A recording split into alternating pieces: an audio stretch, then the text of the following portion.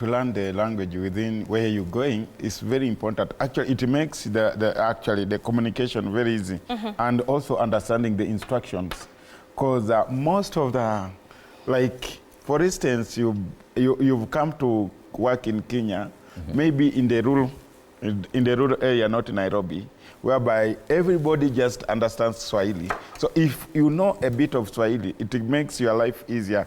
And that's the reason why actually we need to have a language, languages taught actually, so that whenever you go to somewhere, you don't get problems, maybe asking for water, a hotel, asking for food, so that you find your life easy and communication becomes easier. That's the major thing that we look at, that people who are going outside should know at least a bit of the language.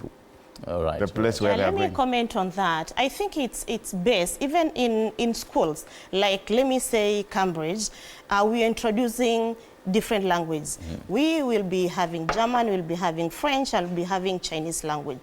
It will be easier for the kids in case I want to take the kids to maybe China, Germany for exchange program. It's easier for them to interact with the other students. Yes. And it's easier for communicating. Okay. Yeah. It's easier for them even to make friends. It's easier to interact. Right. Yes. Like now I give an example.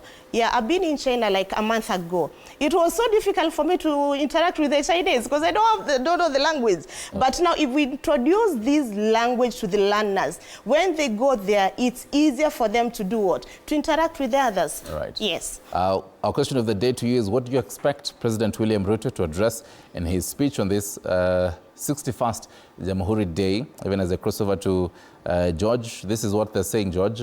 Kenneth Rubie, he will just tell us how he is uniting the country through the rich class.